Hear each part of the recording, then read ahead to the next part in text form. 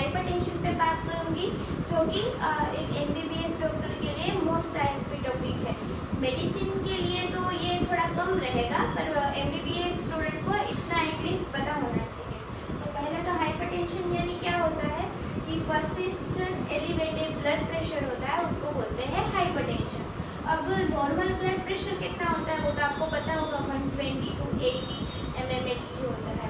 पर अगर उसकी लेटेस्ट गाइडलाइन देखें, AHA यानी कि अमेरिकन हार्ट एसोसिएशन और अमेरिकन कार्डियक कॉलेज 2025 की ये गाइडलाइन है, लेटेस्ट गाइडलाइन है, जिसमें हाइपरटेंशन यानी 130 80 mmHg से ज़्यादा ब्लड प्रेशर होता है उसको बोलते हैं, जिसमें SPP की रेंज दी गई है 120 to 129 के अंडर हो तो उसको बोलते हैं हाइपरटेंशन।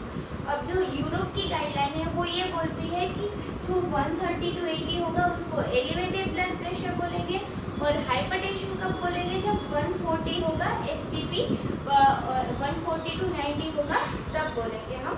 तो ये दोनों अलग अलग है। मोस्ट कॉमनली ये AHA की गाइडलाइन हम यूज़ करते हैं।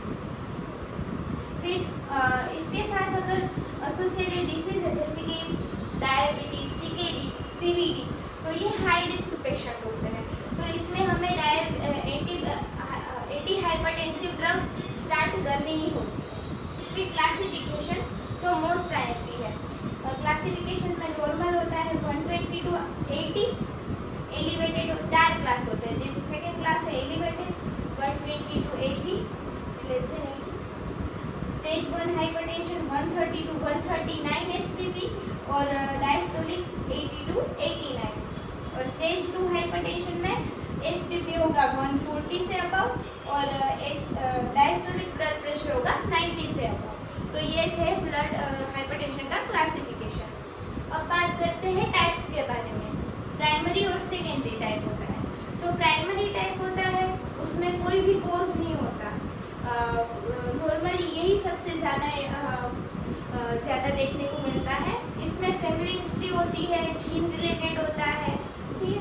और सेकेंडरी होता है वो उसमें जैसे कि CKD का पेशेंट हो, डायबिटीज़ का पेशेंट हो, एंडोक्राइन डिसीज हो, तो उसमें एसोसिएटेड होता है।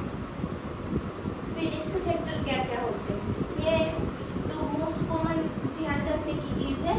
एज होगी पर्सन की, वो family history, obesity, high salt intake greater than 2 gram of sodium intake, stress, addiction यानी कि स्मोकिंग, अल्कोहल, ये धीरे धीरे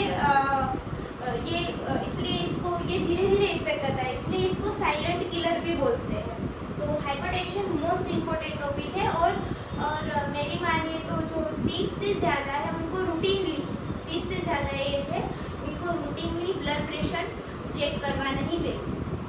सिम्टम क्या हो गए, अब कोई पेशेंट ये बोलते हैं कि कुछ सिम्टम नहीं आते उसके, मतलब ऐसे ही अचानक आ जाता, तो ऐसा नहीं होता। मोस्ट कॉमनली ये एसिम्टोमेटिक ही होता है, इसलिए इसका रूटीन चेकअप ही करना पड़ता है। फिर अगर किसी को ज़्यादा हेडेक हो रहा हो, डिजीनेस हो रहे हैं, ब्लड विजन हो या पाल्पिटेशन हो, तो ये देखने को मिल सकता है। इन्वेस्टिगेशन क्या क्या करवाएंगे, यूरिन एग्जामिनेशन करवाएंगे, फिर रीनल फंक्शन टेस्ट करवाएंगे, क्योंकि जो राज सिस्टम होता है उसके अल्ट्रेशन से ही ब्लड प्रेशर बढ़ता है। फिर फंडोस्कोपी करवाएंगे हाइपरटेंशन रेटिनोपैथी के लिए, फिर करवाएंगे CPC नॉर्मल और ब्लड प्रेशर चेकिंग, ये सारे हम इन्वेस्टिगेशन करवाएंगे। ये रूटीनली करवाने ही चाहिए अबाउट 30 की एज वालों को।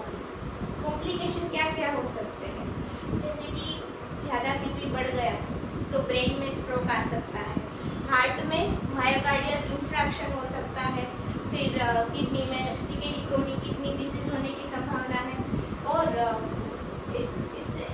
इससे ज़्यादा कॉम्प्लिकेशन अगर ट्रीट ना करें तो भी हो सकते हैं।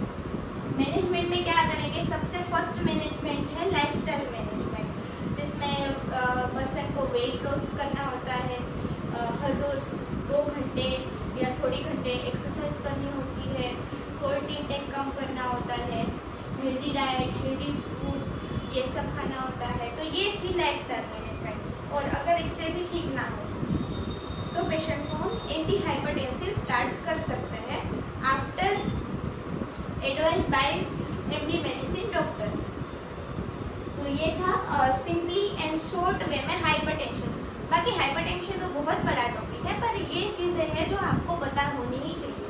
तो ऐसे ही एजुकेशनल वीडियो के लिए मेरे चैनल को सब्सक्राइब करें। Thank you for watching.